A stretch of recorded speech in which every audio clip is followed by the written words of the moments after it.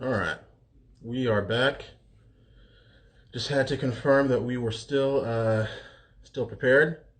Welcome back. Apologize for the minor confusion there.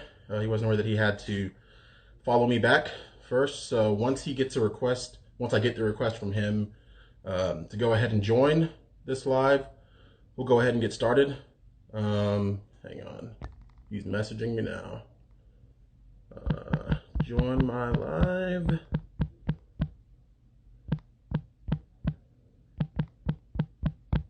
Hang on. There it is. All right. Waiting on him to jump in. We're good. We are good. I'm waiting on him now. And then, There it is. how are you? Good, man. Good. Thank you. Yeah, thank you for reaching out.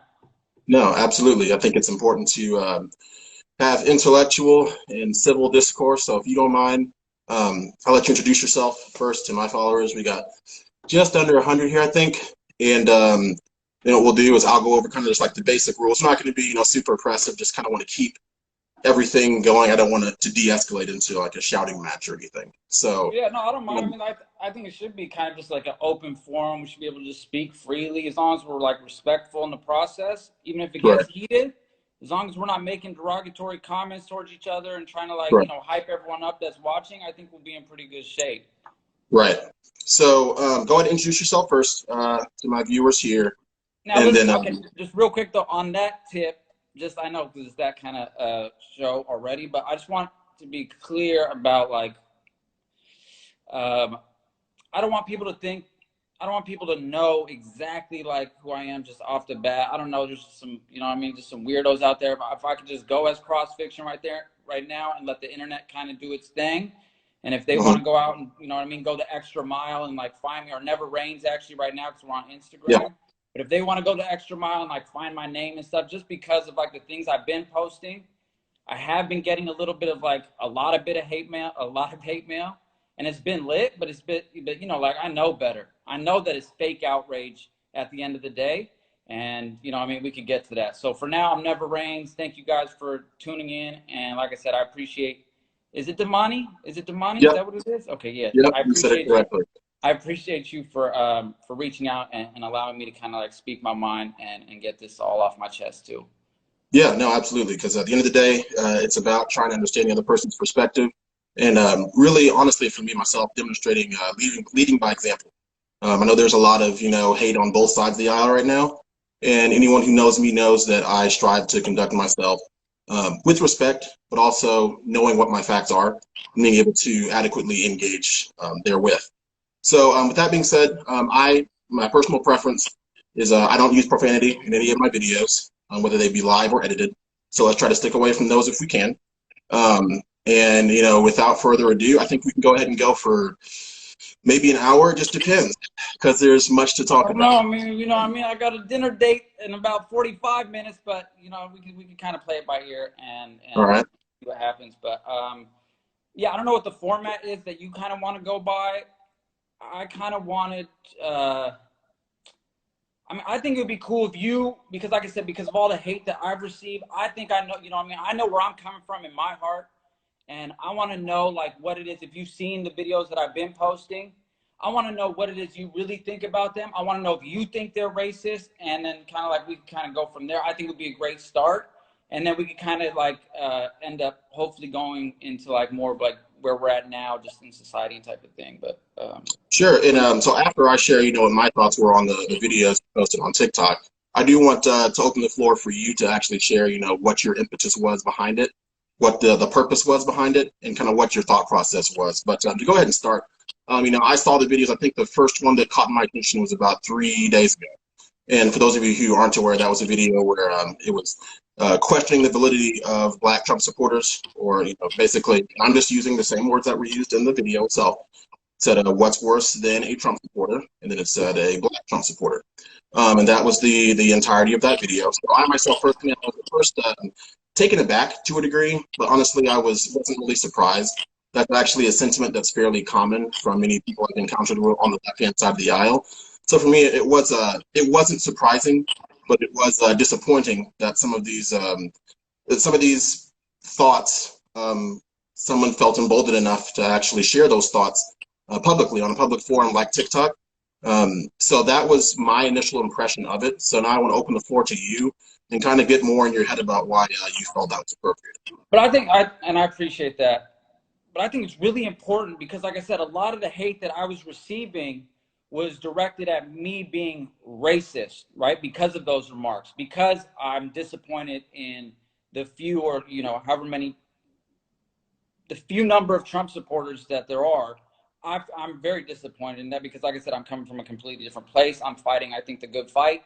And we could get more into that and who's on what side and all that. But just for right now, for the purpose of this discussion, I think it's really important for you to state whether or not you think that what it is that I said was racist or it wasn't, or it's just, like you said, maybe it's just disappointing, but it's not racist. Because a lot of the hate, like I said, and I believe it's fake outrage, because I know damn well, and I think you do in your heart, that none of those people that came at me sideways have ever stood up for racism or against racism, not for racism, have ever stood up against racism in their life.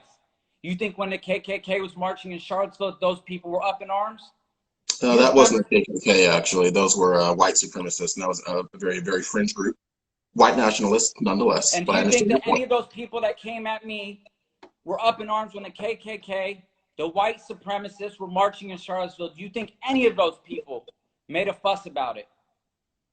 Here's the question.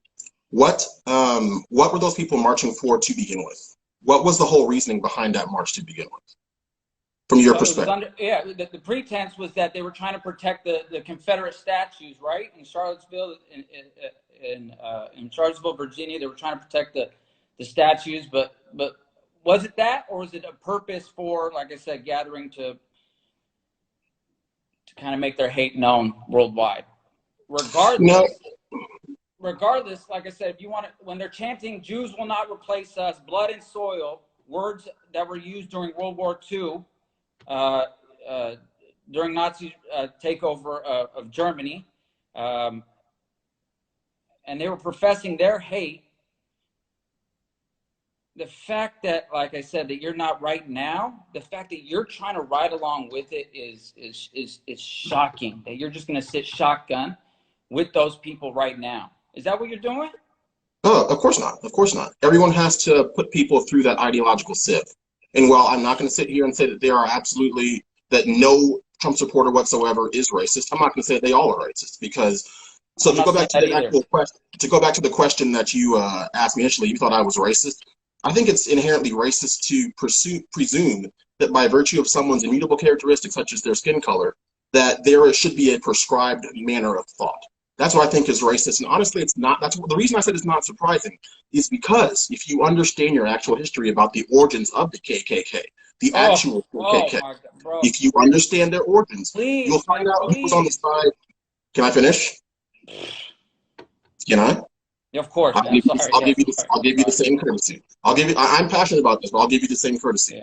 Yeah. What I'm going to do, though, is say that the origins of the Democrat Party, as it stands, were inherently to diminish the presence of the black vote, specifically those recently freed African Americans who wanted to vote. And the main thing around all that too is a lot of people don't know that the KKK actually had another fringe weaponized arm that was called the Red Shirts. And I'm not going to add conjecture any words. I'm going to tell you what their stated mission was. Their stated mission was, and they were a wing of the KKK. Their stated mission was to enforce black voting patterns by purchase, by intimidation, by intimidation, or by keeping them away. That is what their stated goals were. I know, man. Okay, man. But we got. You know what? I'm going to go ahead and stop now. I'm going to stop now. I want to hear your thoughts. Okay. Well, listen. I mean, we can go back to like the 1850s, 60s, 70s, 80s, but and I know. Listen, blacks used to vote Republican. Don't forget, it was Abraham Lincoln that freed the slaves. Mm-hmm. So they voted Republican basically almost up until the civil rights movement of the 1960s. Okay. That's when Republicans lost the black vote. It's because Democrats went all in for civil rights during that time. And since then, Republicans have never got that black vote back. And that's what brings me to there's literally nothing to dispute with that, but if you got some, Do you There's want to actually a say? lot. So when you understand the history behind the 13th and 14th Amendments, which actually were those amendments that guaranteed African Americans both the right to personhood citizenship and the right to vote, you'll see that on record there is no Democrat support of those amendments. So you can't sit here and lie to me or to lie to any of my viewers and tell them that the Democrats were for civil rights when they demonstrably were not. They were much more in favor of the civil rights movement than the Republicans at the time, and you could, there's a direct correlation with the black vote right then and there. I don't know how, the late 60s is when the black vote switched. I mean, that's the direct correlation with blacks voting for Democrats. Like I said, up until basically that point, you know, they were basically Republicans. And it wasn't until then that they basically started to switch to Democrat. And it's been that way for the last 50 years. 60, so I've heard that years. I've heard that party switch argument many times. And my rebuttal to that is the proof should be in the pudding, right? Actions speak louder than words. That's not a hollow platitude. That's just a matter of fact, right? So when you look at all what I want you to notice, though, anyone who's watching, is that you jumped immediately from people who are voting for Republicans who are African American in the 1860s or whatever, all the way up to the 60s, like basically jumped a century gap. But so much history happened in that 100-year period. So much history did. And when we're talking about, the 60s, that was a time when the civil rights movement really came to a head from both sides, right? Bear in mind that before we get to the 1960s, let's talk about 1854, when the Republican Party was actually founded. And they introduced a platform in 1856 when they entered their first presidential election. Man, No, but I just want to keep this live. Like, I don't want to stay there, bro. I want to get to where it is we are today. I know you don't. I know you don't want to go there because that is where all the information. No, because it's boring too. To a certain extent, it's boring, bro. And I'm sorry. I want to keep this in a place where it's like cool still and relevant. You know what I mean? I don't want to get caught in the weeds with any of this. I want to keep this, like I said, I want to keep it current. I think it's important just to touch, because the only rebuttal to, like I said, because something that I believe strongly is that that hurts my feelings is when I do see blacks as Trump supporters, knowing that all those people we saw marching in Charlottesville, not one of them, I never saw I'm with her, Stronger Together, a Bernie Sanders shirt. All I saw were MAGA hats. So let's not pretend that the reality is not the reality, and let's call it out for what it is. I don't understand what we're hiding from. What are we afraid of? At the end of the day, and so my point is this, and I want to bring this all the way back around, because like I said, I want to keep this in a place where I think it's very current, and I don't want to get caught in the weeds. I already said that, but ultimately bring me back to my videos. I need to know real talk. I need to know where it is you stand on the videos you saw, whether or not you classify them as racist or just insensitive or salacious, which I'd be totally cool with. And I think it's important at this point in the conversation for us to know that. Well, I already said earlier when I first answered that question that I thought that it is racist to inherently assume that someone's immutable characteristics give them a certain prescribed set of values or political persuasion. I already said that. I do think there was a large degree of insensitive. I'm still answering your question, by the way. I know. I do also believe that there's a fair bit of sensationalism around that video that you posted and the other ones you posted ever since, and marked insensitivity to the feelings of a large group of people, and the group of people is larger than you think. So, you said earlier, there's a small number of African Americans who are Trump supporters, and that's actually not true. There 8% of us voted for Donald Trump in 2016, and polls throughout 2019 and 2020 themselves actually show that number rising up to double digits themselves. I'm sorry. I'm gonna stop you there. I'm gonna stop you there because, like I said, I have completely different facts. I have the most recent one from March 1st, saying that Trump's approval rating among the black community is disapproval rating. That would have been a big mistake. Disapproval rating among the black community is 90%, with 83% thinking that Donald Trump is racist.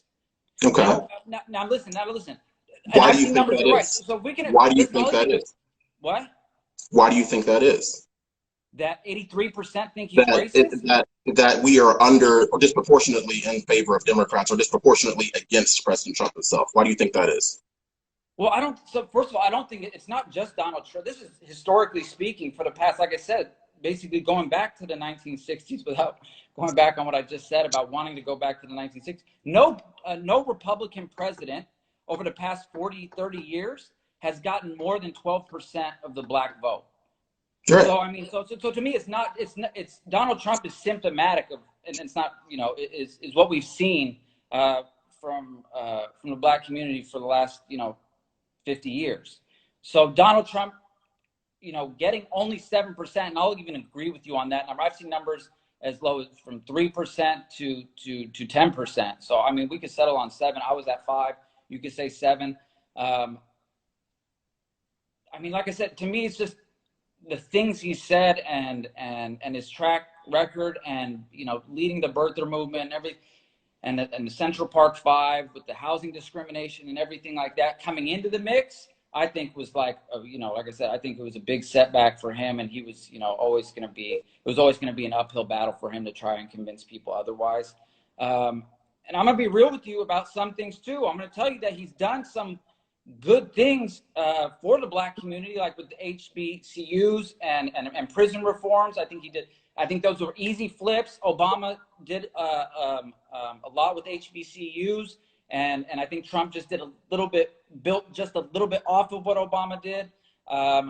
But it's still not enough compared to the things that he said, and people can't forget that, and his sentiment. And not only that, a lot of the programs that are in place to help out the black community, he has cut. Him and the Republican Party have worked tirelessly to try and cut, and they've done a great job, actually. And so they're trying to cut what? And for what? They're trying to cut what? You said they're trying to cut something? No, they have cut. That's what I'm saying. They've cut everything from from voting rights to health care for black Americans. Right? Obamacare helped a lot of African Americans too get affordable health care. Prenatal care for black women. There's a lot of programs that have been put in place by Democrats that Donald Trump, and his administration has successfully cut. And so you mix that with the sentiment and then the track record and everything is why you've seen such a low turnout or such a low approval rating for Donald Trump. And not to mention, man, like I said, I do want to bring this back to like where we are today. But I still want to address my videos, man. To me, that's like a very important thing. And then I think we could get current, like super, super, super current. But yeah, thank you, man. To me, in my heart, bro, it's impossible for anyone to say that those videos are racist. And let me tell you why. Well, first of all, Democrats are too weak to process my videos, which is why I don't think you see enough love from that community, from the liberal community. And Republicans are wait, say that back one more time. Repeat that. I think Democrats, liberals, are too weak to process the validity of my videos and what it is that I'm actually saying. And I think Republicans are too stupid to process what it is that I was saying. Now let me What were you saying? Yeah, now let me explain that. Thank you, man. To me, 95%. Remember where I was at? You said 7%. I was at 5% with support for Donald Trump, man. So 95%. So imagine that. Imagine that. So what I'm saying is 95% of blacks don't support Donald Trump, which means they know what it is, right?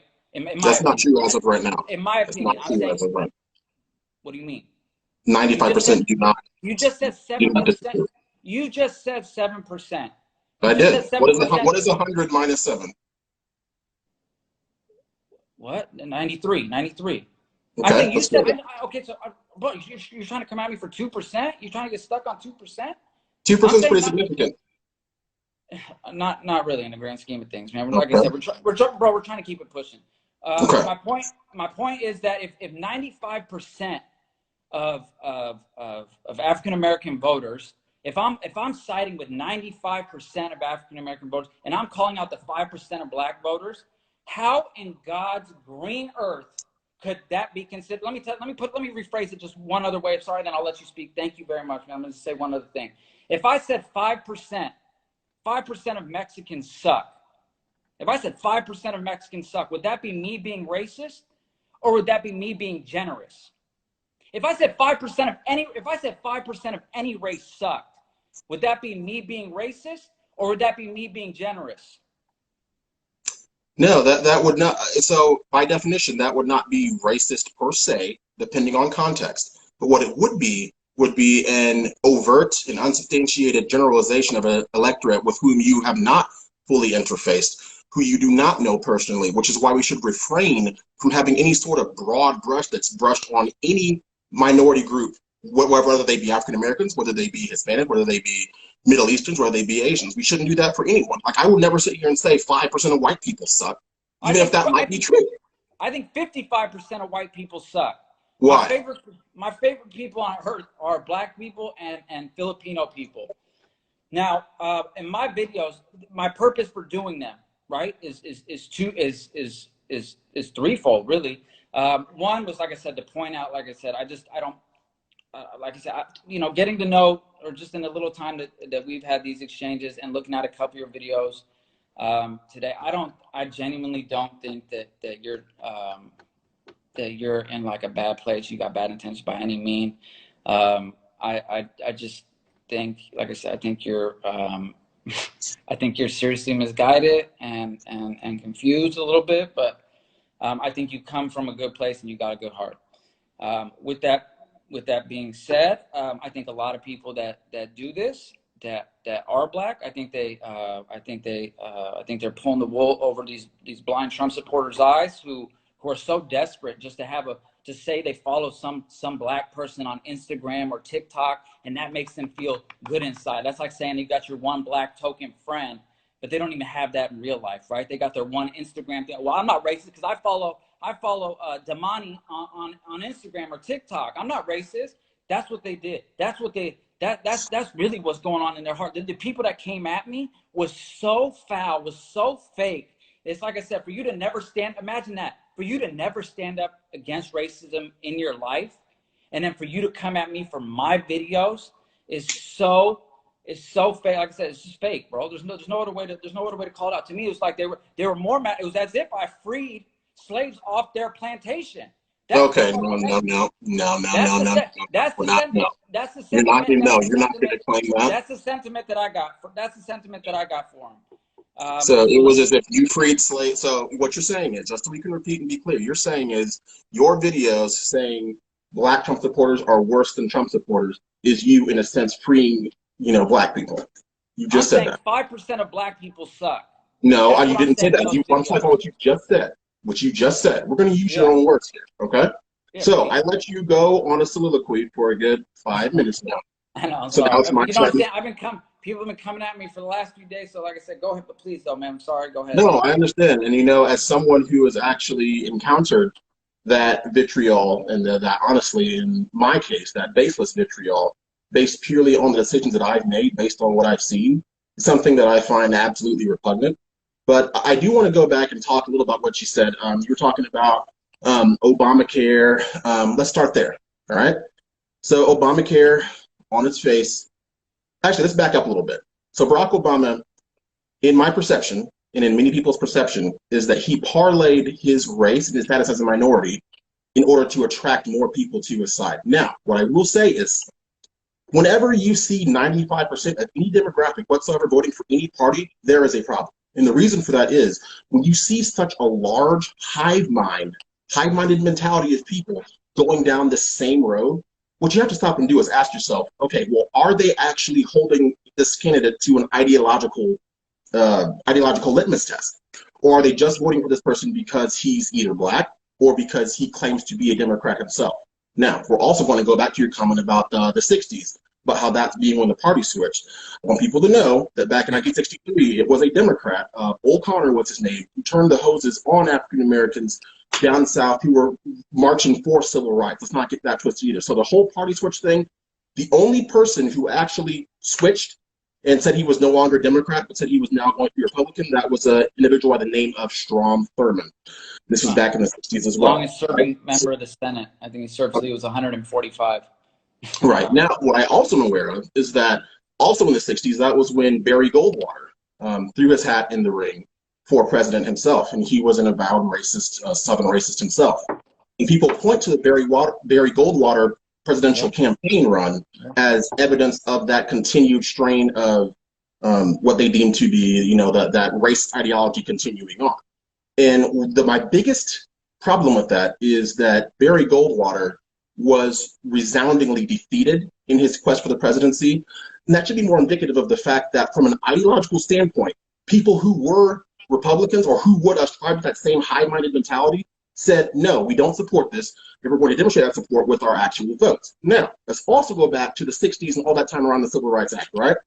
You mentioned earlier, you were talking about how Republicans have, you know, enforced things like voter suppression or whatever. And I know what you're talking about, which is the notion that, you know, it's racist to require ID because people can't always, you know, procure the ID or whatever. Just so you know, getting a state ID is absolutely free. It takes you a little bit of time. You can go to your DMV. You can get it yourself. So for you to sit there and say that black people are not, tacitly say that black people are not capable of going to the DMV and getting a free piece of government-issued ID, to me, that is racist. No, but I mean, you got to know your own people. I mean, you know, there's some people in society that are, you know, skeptical. I think would be a good word, skeptical of government and their ability to control people, whatever it is. And I think that, you know, I think it's you start going down a path when you start asking for voter IDs, and then it's the same slippery slope as you would say, as the right would say for guns, right? Once you start taking one gun, then it's like you take the whole thing. Or then you take every gun, supposedly, which is, I think, is ridiculous too. To a certain extent. So do you think it's racist? I'm sorry. Do you think that requiring? Let me finish my question. Let me finish my question. I'll let you speak for a while. Do you think that it is racist, or that it is somehow a suppressive tactic to demand that we have voter IDs so we make sure that people who vote are who they say they are? Do you think that's racist? Yeah. I think the texture. Let me say, it's God. I wish, you know, life was a little more simplified than that. But I just think that at the end of the day, who's saying it, who's delivering the message, what their background is on it, what their intentions are, and what it is they know, and you know, I just think that that's such a loaded question to really ask, because the people that are proposing it are not proposing it for reasons of, oh, we just really want to make sure that everything gets squared away correctly, and that the right people vote and only U.S. citizens. Listen, nobody could buy that argument. They have ill intentions for doing it. They're trying to dissuade voters. They're trying to show that they, you know, can track who they're voting for and other metrics of their life by doing it. And it's just, it's to me, it's very poor messaging from a poor messenger at the end of the day. And to me, it's very difficult to get away from. Can I be real with you for a second? Please. What you just espoused by the way. Do what? I said, you've been this whole time, man. So what you just expressed, which I can only classify as some sort of self-appointed messianic complex towards minorities, is very representative. Let me finish. It represents someone perfectly who would come from a place where 65% of the population is white and 7% is black. So that doesn't surprise me at all. I'm just saying that you're not giving me anything that I haven't heard before. And the problem with that is the Democrats, they've taken on this mantle, this self-appointed mantle of saying, okay, well, we're going to help the minorities. We know what's best for you, which is pretty much exactly what the impetus in the basic messaging behind your video was saying, I know better than you. You fall in line. You should do what I say because I know better than you. No, listen, I think that you have just as much of a right to be clowned on as anyone else. And in my video, I think that, you know, I chose this topic because, like I said, to me, it's you know, with where we're at in society, where you know, the voting block, where the African American voting block is, and the issues that we're facing, and then the amount of hate that really is embedded in the current Republican Party. I know you've had to have watched my other videos. Maybe you did. I don't know. Maybe you didn't. When you got a member of the United States Congress, Representative Steve King from Iowa, saying things like mixing cultures doesn't improve the quality of life, it lowers it. Like when you have people saying these incredible, and you think any of these people that came at me for what it is that I said, threw up any arms for that comment? That's the most racist thing I've heard a public official say, and he's a sitting member of the United States Congress. Dude, you know what? Mixing cultures doesn't improve the quality of life, it lowers it right in Yeah. your eye. Like, listen, there's some things I can't stand for, and they continue to go on. I picked this issue for a reason. I want you to know that my videos are so far is the opposite, in my opinion. Is it because what are we saying? What am I saying in my videos? I'm saying I support. I stand by 95% of this 93% of this population. That's what I'm saying. I stand by. And if I were to say that about anybody else, if I were to say that same thing, if I were to say that just in passing, you and I at a bar, if I were to say, listen, 93% of Mexicans are hella cool, but 7% suck. I don't think you could misconstrue that as being racist in any way, shape, or form. And if you did, you're a fool and you're not being honest with yourself. I think that making broad generalizations of anyone is completely unpalatable in 2020. Bro, But I also think that to your point about the elected person from Iowa that you just mentioned, that comment about racial mixing and all that, that comment is almost as infuriating as another comment that someone made recently. Let me think if I can remember. That the person said he didn't want his kids growing up in a racial jungle. You know who that was? Who? That was Joe Biden, front runner for the presidency right now, who I know that you are going to vote for if it comes down to Biden versus Trump. Hands down. Wasn't my first choice. Wasn't my second choice. But you're cool. But you're cool with that comment. You're cool with that comment because I gotta look it up. Like I said, I don't know where you're coming from with that. Look it up. I don't know when it was said. I don't know how long ago it was said. Doesn't matter. When was it said? How long? 40, 50, 30 years, 40 years ago? No, that was back in the 70s, I believe. Yeah. Back in the 70s. Bro, listen, like we got the reason Donald Trump won that election too, or a part of it, was because he wasn't politically correct. The reason why I don't mess with liberals in groups is because they are so politically correct. Now you're telling me, and that's why I said this was such fake outrage too on another level, because the political correctness of this garbage that I got, the vitriol that I had to experience, which I don't care, by the way. I take it in stride. I'm just like, please bring it on. I thought it'd be a lot worse. But the political correctness, you're either with free speech, you're either with political correctness, or against them. Like, you know what I mean? Like, you don't want to get stuck in no man's land. And so, like I said, that's why I don't mess with a lot of liberals in numbers. No, I believe in free speech, but I also believe in political correctness. Gotta go. It's crippling. First off, there's a difference between political correctness and outright overt or covert racism. There's a huge difference between those two. I want you to not construe those two. But it's different. But how do you really think somebody said, like you brought up the Joe Biden comment? You think somebody saying, and I got to look it up because I never heard that. I'm not saying you're lying. I don't know. You want another one? You want another Joe Biden comment? Listen, Joe. You don't want another one. You don't want another one. We know Joe, and Joe knows us. But listen, I'm gonna tell you this. There's no way you could compare what happened 40 years ago, 50 years ago. What year? It's 50 years ago. You want to compare to somebody saying that same thing worse in 2020? That's a sitting member of the United States. Listen, we know some people painted their face black and went to a Halloween party, and which is weird as hell because I don't know where did it even come up with that. Oh yeah, that was a Democrat mayor of Virginia, Ralph Kuhnman Morton. Yeah, I remember that. There's actually been a couple. Also, by definition, actually racist. There's actually been a couple of them, yeah, and I think both were Democrat. I think even what's his name in Trudeau. I think Trudeau in Canada did it too. Whatchamacallit though, but someone doing that too, I think is a lot. I'm not saying I don't think that's wrong or stupid. I don't even know, what people are thinking. Paint your face black. But to compare that to, like I said, somebody sitting and publicly announcing proudly, right, that mixing cultures doesn't improve the quality of life. That's a sitting member that says it proudly, publicly. versus somebody going to a party thinking, oh, I'm going to dress up, I'm going to paint my face black 50 or 20 years ago, I'm going to paint my face black. The mayor or the Virginia governor, right? That was in I think that was in the early 80s, right? I think that one was in the early 80s. Trudeau, I don't know. I think that was like 10 years ago, which is still stupid.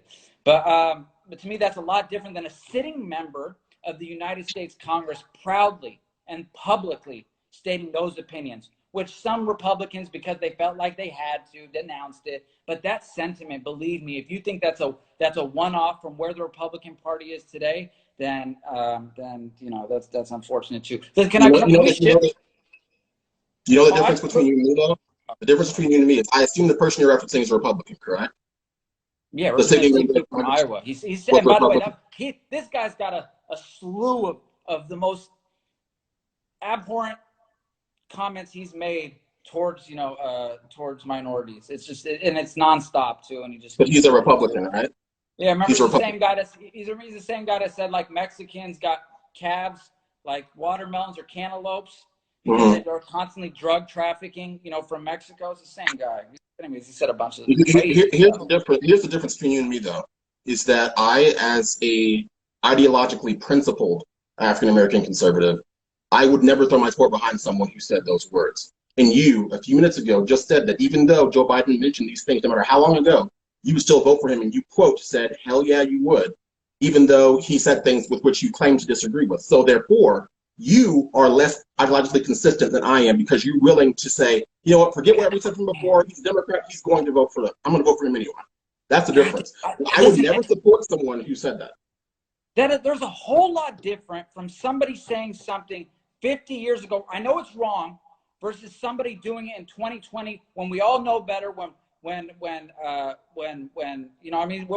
we've experienced so much more in a sense, with each other, more exposed. With social media, with technology, versus somebody being in their bubble 50 years ago when none of this stuff right here that like we're doing existed. Like if you want to compare the two eras, like I'm sorry, there's no way like you really can. And to say that, by the way, to say what you just said is a little bit alarming too, because we can't negate the fact that you're supporting, as a black man, you're supporting a president that started the birther movement. Now, please, for God's sake, because this is the other thing. Trump supporters that are just so lost and confused just keep saying, I'm willing to pay someone $10,000 US. This goes out to anybody watching. Show me one time Hillary Clinton or a Democrat publicly stated that Barack Obama was not a citizen of the United States. I have a $10,000. Listen, you can take my watch, anything you want for anybody out there. And we know the internet can do it. I don't want your watch. I'm not a socialist. I don't want your watch. I'm not a socialist. Go ahead. I don't know. You guys are planning on giving everyone $2,000 now. It's like that's not socialism. That's temporary. That's temporary economic injection into. Of course it is. Bro, it's always. But it's not ongoing. It is not going to continue month to month, like Andrew Yang said. But anyway, anytime it's convenient, bro. It's different. You want to nickel and dime the socialism. Right? That's what, in theory, that's what some Democrats want. They want to nickel and dime. So it's the same. Whether or not you skinning the bull the same way.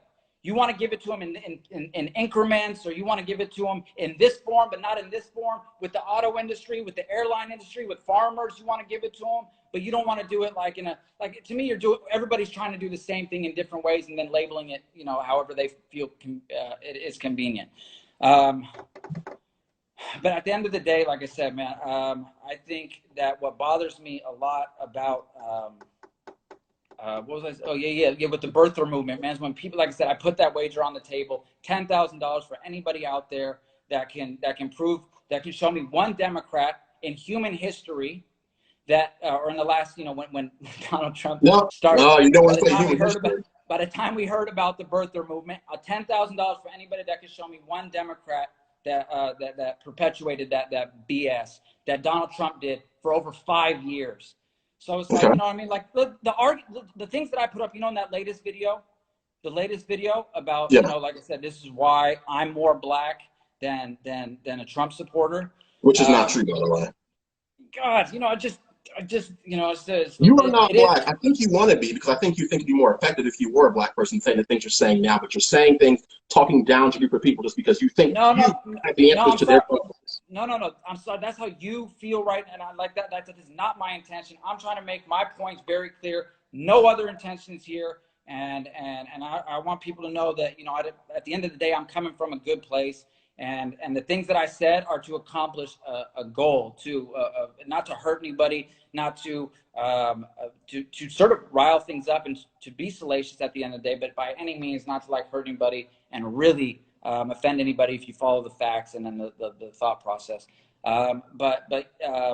Yeah, so like I said, the videos that I posted, this last one I posted, the things that I posted about the birther movement, the KKK and things that, when the response, imagine the response to that, the only response to that is that for the KKK, Democrats started the KKK. That's the only response you have to that? That's how little you have on that one? Is that you But they did. But they did. What? But they did. But who, bro? What? The fact that you're still, that's all you got, bro. You're hanging on. But you don't care about that. That does not fit your narrative. That does not fit your narrative. That's why you want to gloss it over and move right along real quick, because you know that in itself, it calls your entire party into your entire party into question.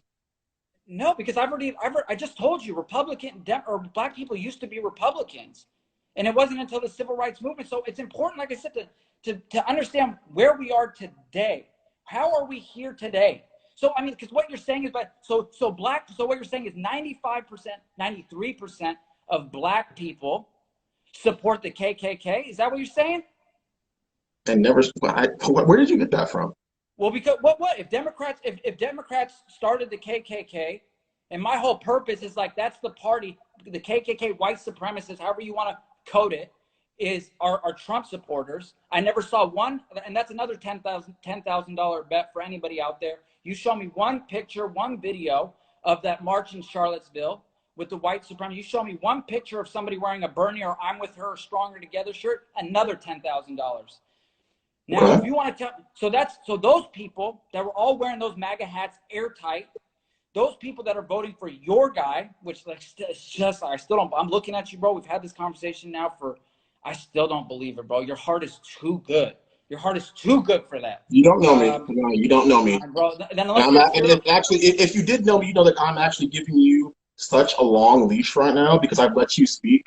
When I have enough information to keep talking without interrupting for a solid hour, just in the back of my head. Okay, I'm sorry you feel that way. I thought this was a good back and forth. You know what I mean? It is a good back and forth, but the problem with this back and forth is that I gave you a chance to actually share with people why you did what you did. And then every time I introduced a piece of contradicting evidence, actual evidence, you refute that out of hand immediately and pivot back to, so you even talk about, oh, black people were Republicans back in the 1860s. Well, let's now jump to like the 1960s. Let's avoid that entire swath. I wanted to talk about that, but you wouldn't let me talk about that. Remember that, right? So I wanted to talk about all that and give more context from a historical perspective, but you said you want to talk more about what's current, and you're still over here bouncing around like a pinball from 2016 to 1980s, 1960s, to you don't know what to do about whatever, because all you want to do is prevaricate and work around the inconsistencies and the false equivalences that you yourself have espoused over the last hour now. Oh, that's messed up. You know that's messed up. Like I said, no, what I tried to do is, and I've said this from the beginning, and I've made my intentions very clear, was keep this fresh and current, and not because to me it's boring if you just get stuck in the 1860s. If you want to do that, then what I'm saying is, why are you going back to the 1800s to substantiate your claims around why African Americans believe or do what they do, and then jump forward 100 years and say, okay, well now we're going to set up where we left off? Because you got to hold yourself to the own thing that you say that you care about. Because when I post the video, but when I post the video and I say that blacks that support, you know, the 7% that support Donald Trump, you know, are also supporting the KKK or white supremacists. It's like the only response to that. That's the only reason I brought it up. The only response to that is that the only thing you got is that the Democrats started the KKK back in 1860 or 70 or not. I mean, like what, bro? If that's all you got, and like I said, when I bring up the birther, and then I kept going. I said my whole point was why I have the strong convictions that I have too because I know it's true, right? When your only response is that the Democrats started the KKK, when your only response to Donald Trump's, it was the proponent, was the perpetuator of the birther movement, and your response to that is, no, this guy sent one email, when Hillary Clinton was running. Nobody's ever heard this guy say. When your response to that, I never said that. but that's what I'm telling. But that's I'm explaining the video. Remember, I'm explaining the video and the responses I've gotten, and the overwhelming response that I've gotten from that is that response. Bro, how am I supposed to side with? How am I supposed? Believe me, bro, I'm very open-minded. At the end of the day, those are ridiculous responses, which only like cements my positions. But listen, can we shift? Like I said, so I want you to know my videos. I believe I'm siding with 93% of Black people. I got nothing but love. Like, my favorite people on earth are Black people and Filipinos. And by the way, I'm not white, which is racist in itself. My parents weren't born here. They were born in the Middle East. I speak this other language fluently. I can speak in Anahemsum Surayam and Chudla Nasha. That means I speak my language with everybody. I'm not from, my parents weren't from a first generation. The fact that people always come at me and say, you're whiter than I, you're the whitest person I've ever seen. They don't know me. It's right. That's more racist. That's 10 times more racist than anything I put in my videos. You have a very convenient definition of racism that suits your purposes when you want them to, which doesn't apply when you don't want them to. The definition of racism does not change. It definitely does not change. So you can sit here and say, oh, this is racist, but this is not racist. That just shows how you're willing to bend the rules to give yourself credence for why you do what you do. And the thing is, I don't care if you're standing with 93% of anyone. For you to think that it's appropriate for yourself, regardless of your ethnic background or whatever, for you to think that you can somehow excoriate publicly the others who have chosen to do differently, the people who are proud of the fact that there have been over 1,017,000 new jobs for African Americans that have been created since Trump's inauguration. All Obama money. Excuse me, I'm still talking. If you're not willing to say the people who feel that it's a good thing to have, Trump appoint the U.S. Surgeon General Jerome Adams, the second Black man to hold the position, by the way, who you see almost every day now helping to fight this coronavirus outbreak.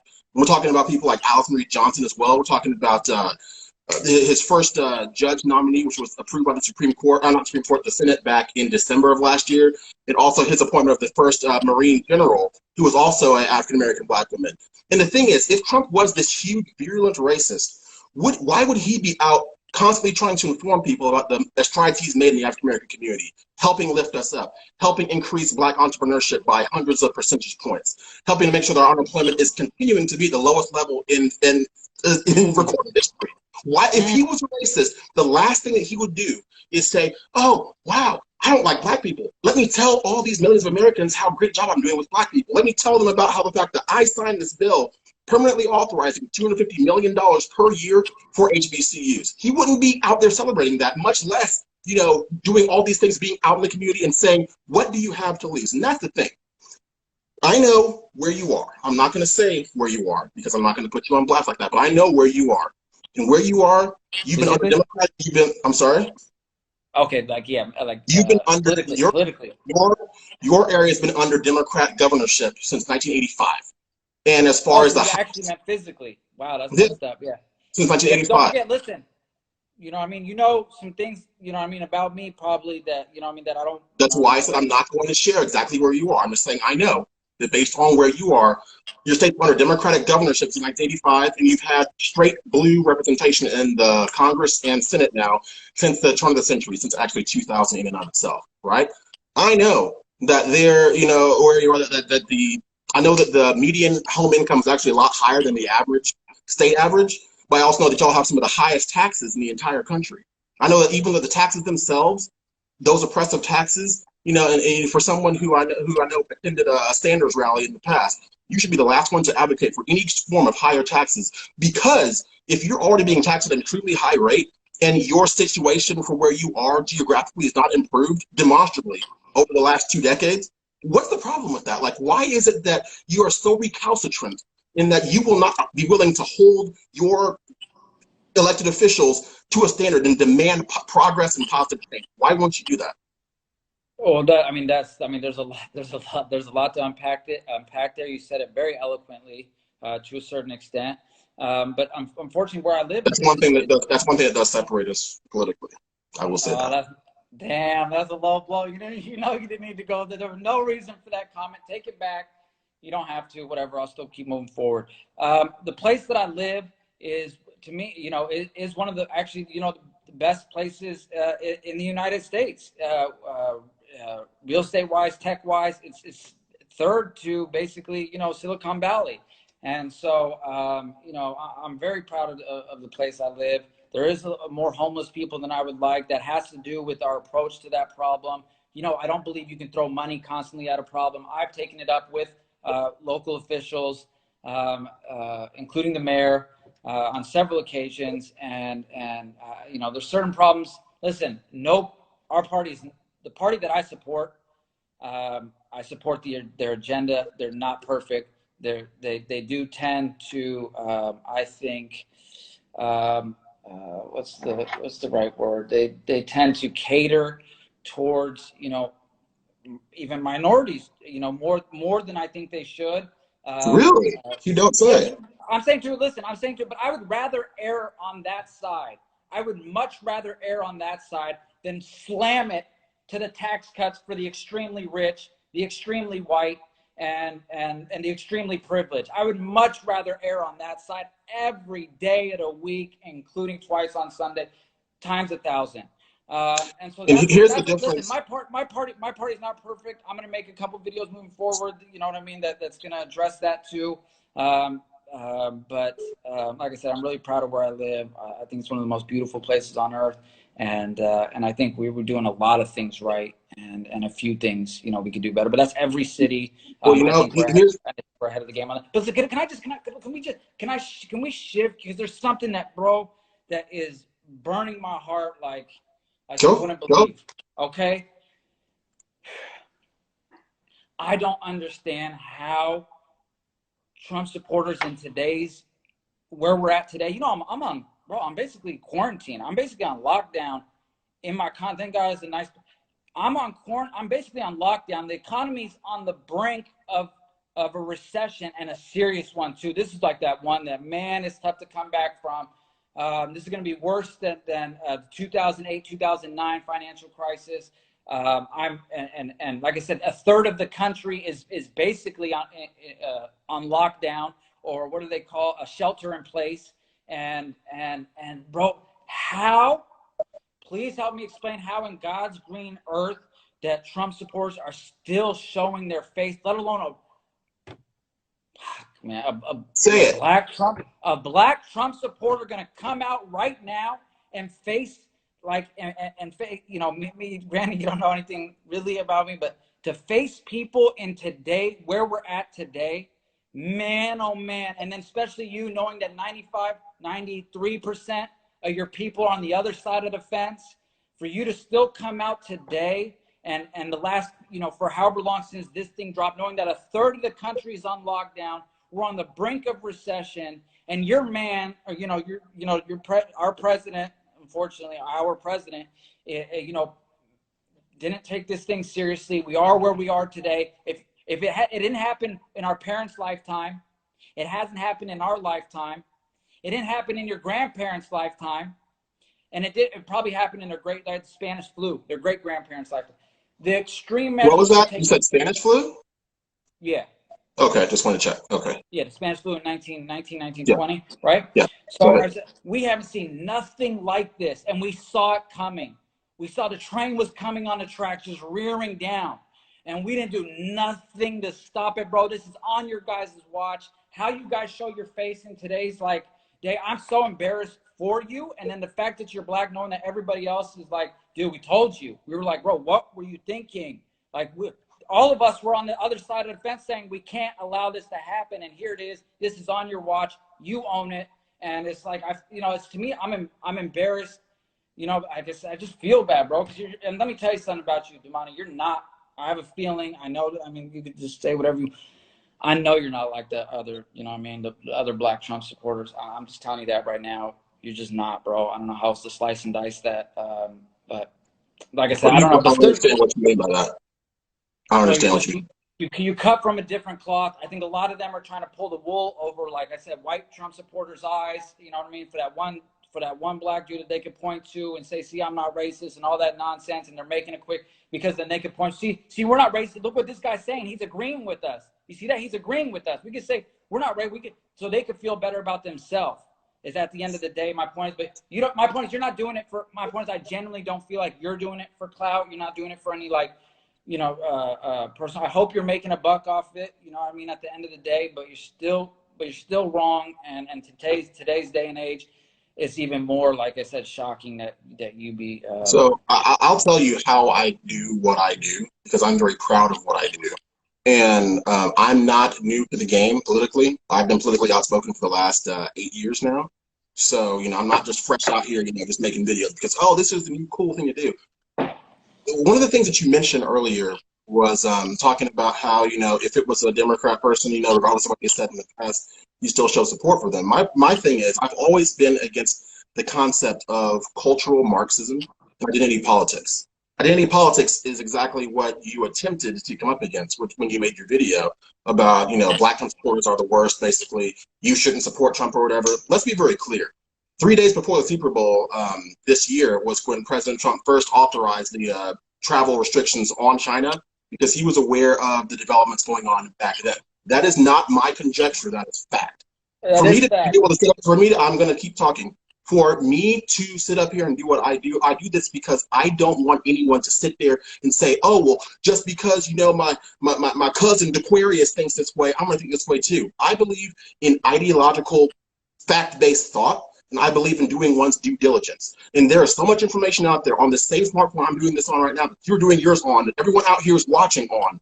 That same smartphone has all the answers. It is the most powerful supercomputer in the world. And I don't care how much fake news you get from CNN, MSNBC, BuzzFeed, now this, whatever you may have. I don't care. You have all the answers in your phone, in your pocket right now, but it's up to you to actually research those and find those answers for yourself because no one's going to tell them to you, especially not on the left-hand side of the aisle. So that's what I'm trying to do with what I'm doing is I'm trying to wake people up and say that, hey, it doesn't matter what people say about what you think or whatever, because I've taken an avalanche of hate. You think what you've gotten on your last few videos, the last few days has been bad? Come at me. I've got thousands of messages that I've gotten over the years from people who say the same things that you're saying, who say, oh, you're a black Trump supporter, you're a black Republican. Oh, this is the worst thing ever. You know what? I'm not a black Republican. I'm an African-American who utilizes his own brain and his own thought processes to validate whether or not my politicians align with my views. And if those views are people who are Republicans, yes, I will vote for them. But I'm a conservative, end of the day. And not all Republicans, as we've seen demonstrably over the last even 2 years, are actually ideologically consistent. People like Mitt Romney even. Therefore, I will not elect to support someone just because of the letter in front of their name. That's the big difference. And the problem is with a lot of African Americans is we have, for some reason, bought into this lie that says, oh, well, the Democrats told me that the party switched. So instead of doing any research to validate those claims, I'm just going to vote for them anyway because they promised me that I was going to get free stuff or free healthcare or whatever. And nothing in this world is free. I don't care what it is. If you get a voucher for a free sandwich from Jersey Mike's or whatever, right? That still comes at a cost to someone. And the hope is that that person who utilizes that free voucher will come back in later on, but it still costs the restaurant or entity money to make that sandwich in the first place. The same concept applies to anything the government tries to give you. For some reason, along the line, a lot of black people have chosen to look at the government as their benefactor. Oh, they're going to take care of me. That's not the government's actual job. I support small government because I don't think the government should be taking care of people. That's why I'm against the whole concept of just getting a bunch of welfare and saying, oh, well, if you're a Democrat, we're going to give you this, we're going to give you that, we're going to give you. I agree with that. I agree with that. You are fighting me at that point. If you're going to tell me you're going to sit here and give me reparations for something I never went through myself, I reject those reparations. Anyone with a brain should, because we didn't go through all this stuff they're trying to fix now. What they're trying to do, even going back to Charlottesville about those people marching and trying to get the statue taken down, they're trying to get you to forget the actual history that happened. The same thing you did earlier when you said you didn't want to talk about what happened between 1860 and 1960. They want you to forget what happened in the past so they can keep and do it again on the slide. And I, for one, refuse to let that happen. So I will continue to tirelessly pour myself into my craft to wake more people up, because I'm tired of seeing my people be exploited for political purposes by a lot of people on the left. Damn. I mean, yeah, you know, where do I start? No, that was very good. Like I said, I stand by, or I mean, I support some of that in there, but, you know, I don't want it to get conflated. I don't want to conflate some of the things that you threw in the mix, but yeah, I mean, I don't support, you know what I mean, like to me, reparations in terms of like actually giving money out, like to black people, to me is crazy. Now, what makes sense to me in terms of reparations is like dedicating more resources to inner schools or lower income communities across the board. To me, that is my form of reparations. But actually physically giving money, which is what Elizabeth Warren and a couple other Democrats proposed, to me is absolutely insane. And to me, I just like cringe anytime I see something like that. So I'm glad we can agree, I think, on that point. But man, at the end of the day, bro, it's like I said, in today's world with where we're at, I don't understand, you know, like I said, we're on the brink, bro. What we're seeing right now all around us is unprecedented. I mean, forget unprecedented, is extraordinary. Never in our parents' lifetime. And it's happening at the end of the day. However you want to, you know, make excuses. Well, he did tell China no. What about Italy? How late was he to block Italy? How late was he to really start getting on board? How long was he calling it a hoax? How long was he telling people like, hey, 15 people, well, guess what? Tomorrow it's going to be 0. How long was he trying to tell people that, hey, this thing, coronavirus, that's killing 750 people a day in Italy is nothing for 3 weeks? You know what I saw in the news the other day? I don't know what you're doing with your life. Maybe you could tell me right now. I saw just yesterday on the news people in Georgia and Florida that are flocking the beaches and just chilling like it's like nothing's happening. Man, oh man, I'm telling you right now, like the reason that's out there, the only reason that exists is because of Trump talking as much smack as he did for the first 3 weeks when this thing already hit the United States, didn't take it seriously, called it a hoax, said it was like the impeachment trial, said it was like the Mueller investigation, said this is the new hoax. And unfortunately, like I said, God forbid, I think I genuinely in my heart think that we took and it wasn't the government. Don't forget, it wasn't the government. You think the government called the NBA and was like, hey, we need to you guys need to shut down? You think they called the baseball and or NHL and was like, you need to shut down? They didn't. The companies, not the government, stepped up. Companies stepped up. The system, not the government, stepped up. The financial system stepped up, and people stepped up. But it wasn't the government. They were late. They were 3 weeks late on this whole thing. And God, I hope that we weren't. In my heart of hearts, I think we did it at just the right time to nip this thing kind of in the butt. And I think you're going to see the numbers go up for the next couple weeks. But I don't think you're going to see the effect that we're seeing, like I said, in Italy, where 750 people a day, and that was just yesterday.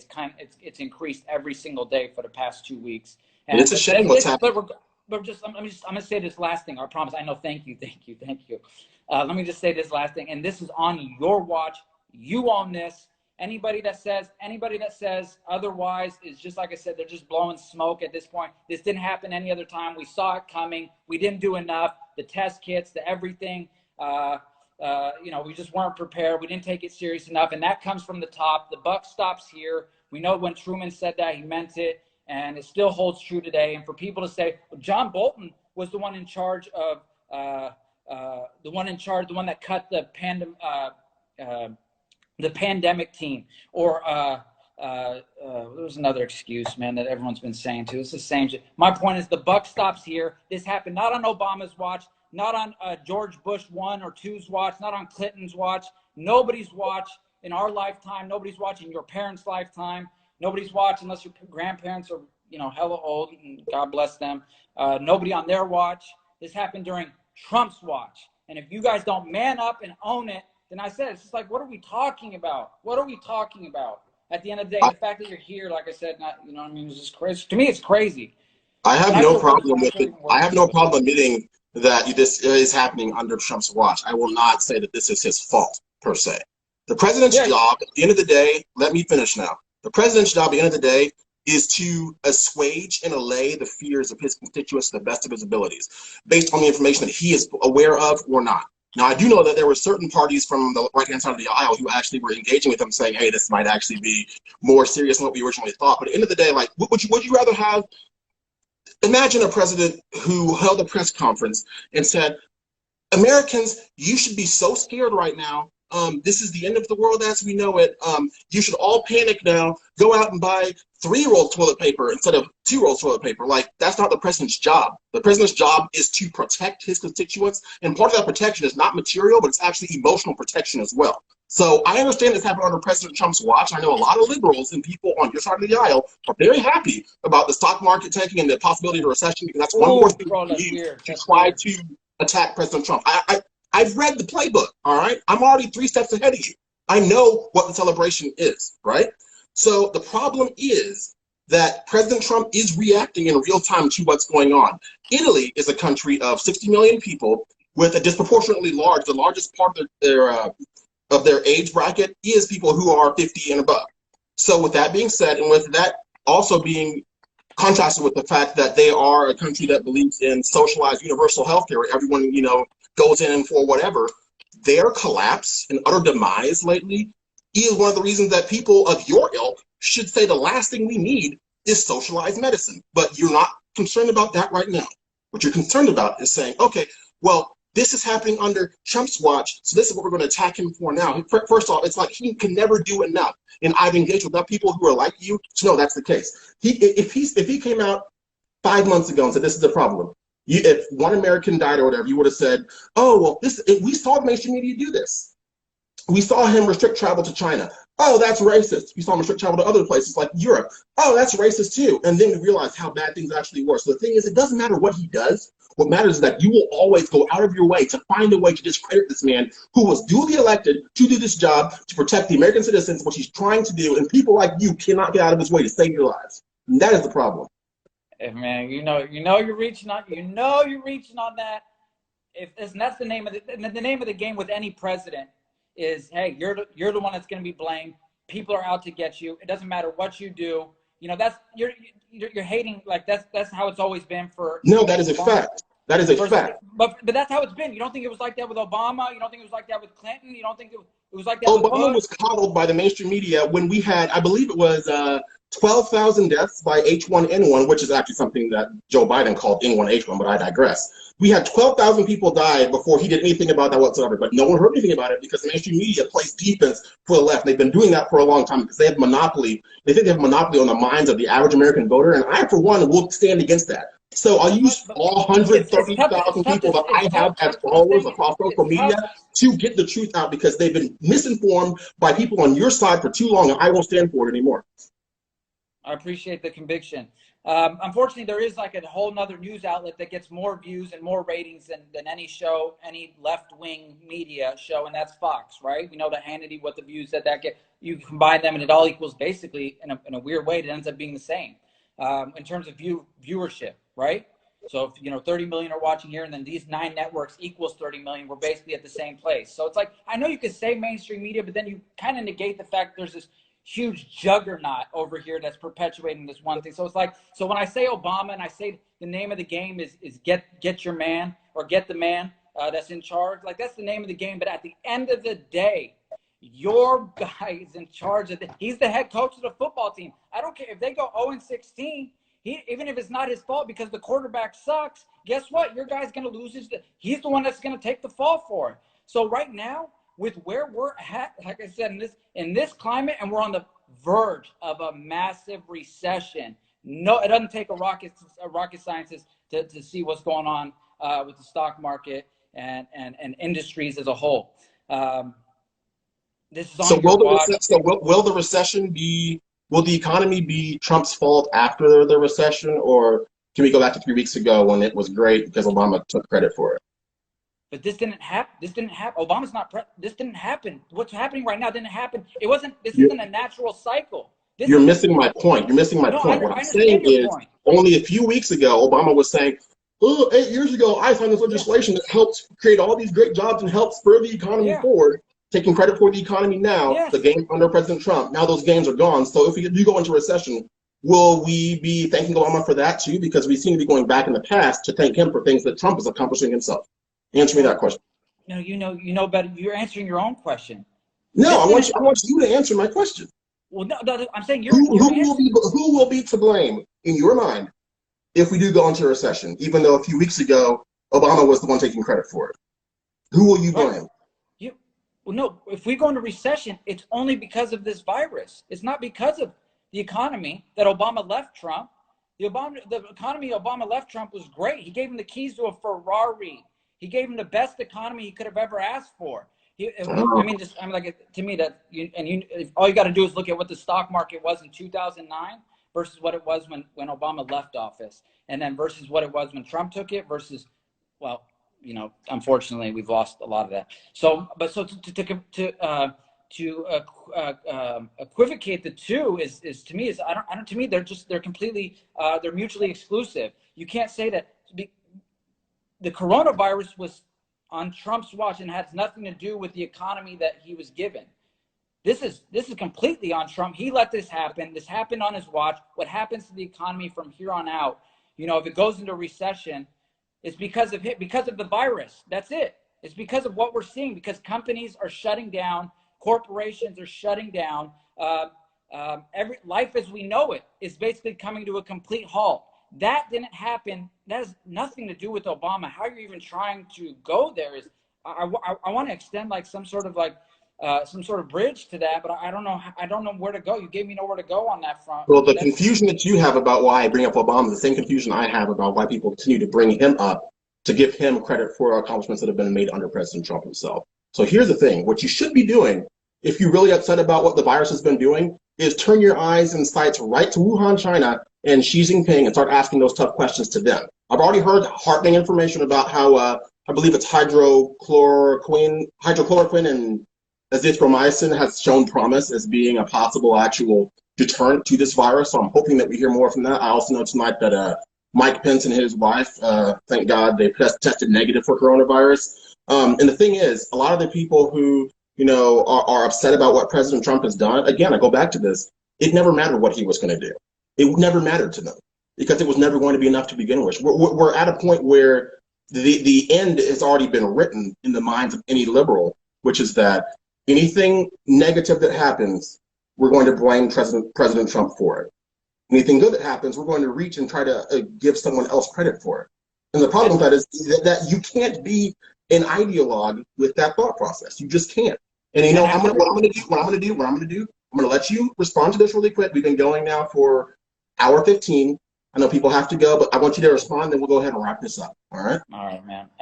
I do want to say, like I said, I can't thank you enough for reaching out to me, man. It took to me a lot of guts to reach out to me. You have no idea like who I am or anything about me, and like you just did. And so I do, like I said, I really appreciate that. I think you're a really good dude. I think you got a good heart, all that stuff. And I mean it though. I actually mean it.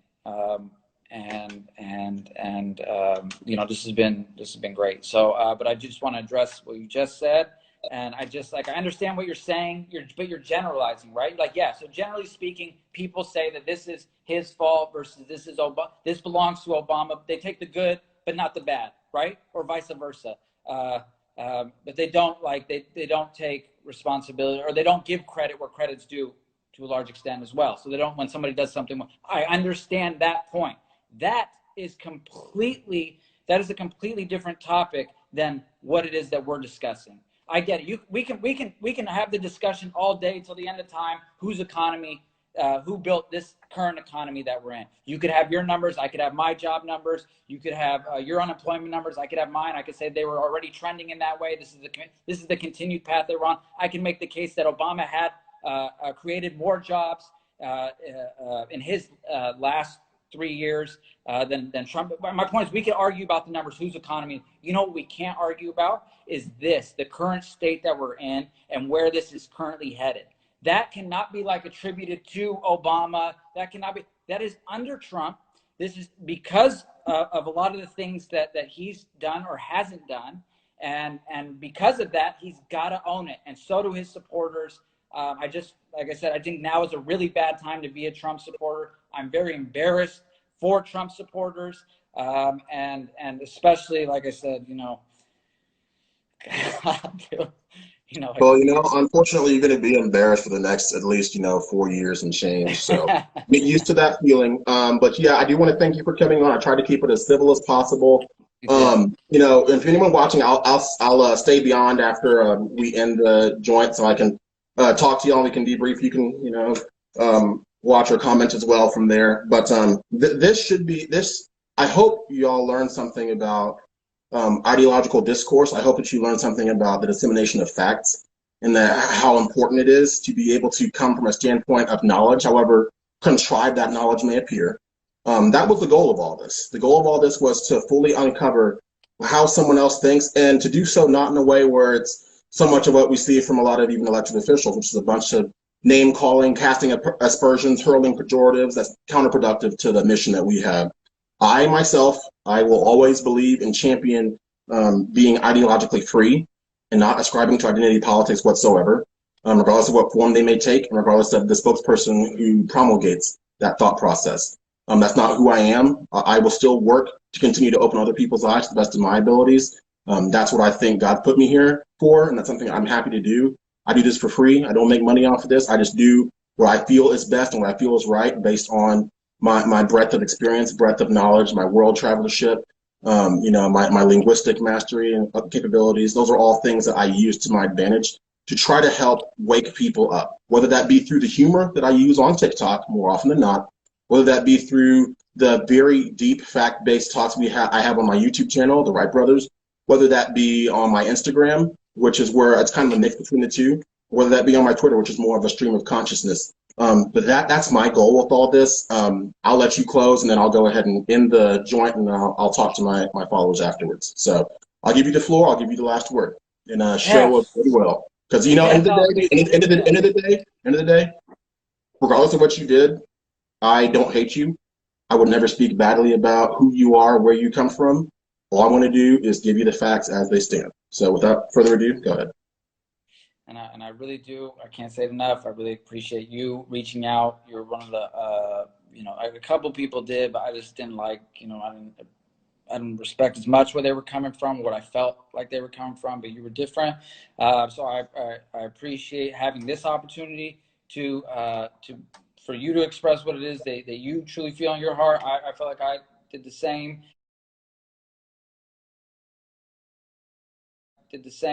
I wasn't holding back anything. This is who I am. I feel like I come from a very good place, and at the end of the day, I love more than I hate, and I'm going to continue doing what it is that I do. This is probably one of the most beneficial things that I feel like I've done in the last few weeks for sure, and I hope that this was probably one of your best. Interview. I don't know. Is this one of your best interviews? I have no idea. I don't know how many numbers. I don't know what your numbers normally put. I have no idea. But I think I made a friend in this. Whether or not we disagree on everything in between, I mean that, and I hope that, like I said, we do this again. I'm going to continue posting though. Like these, you can call them whatever you want. They're not racist by any means. I hope I made that clear. Maybe I didn't to a lot of people. Most people you can't convince anyways. I still feel like the people that have never stood up against racism in their life, and now they want to call it out for the first time in their life with me, like, okay, I'll take it. But you know what else goes on with the videos that I do? If you can recognize, let me say that this was the other thing. The only other thing I didn't mention was this, and then I'm done, and I appreciate everything. With my videos, I feel like if you can call me out for being racist, whether or not it is racist or not, I'm going to put that aside, okay? I know it's not, because like I said, I know 100% where I'm coming from. I'm not saying that everything I do is perfect. If you can recognize racism, if you can recognize what you believe is racism for the first time in your life and stand up against it, I think somewhere in your mind, in your subconscious, you're much more willing to accept or to understand it in the future. So if you see it somewhere else, I think you're much more willing to not be like, that's not racist, or be so quick, so fierce to deny racism at the very least. So I don't know if that makes sense. It makes a whole lot of sense to me. Hey, you keep doing what you do. I'll keep doing what I do. I will be watching you. I will keep my eye on you, not in a creepy way. But That's you know, I'm not afraid to jump into the fray. So don't be surprised if you made a few close friends from this experience. Oh, I don't listen. Come get it. I hope to see you again soon. Please reach out again, and I think we should keep in touch regardless. And thank you so much for taking the time, man. It means a lot to me, more than you probably know. Absolutely. I'm gonna end this joint now, so that I'm gonna engage with my own followers now. But take care and God bless you. All right. Yeah, you too, bro. Oh, thank you, man.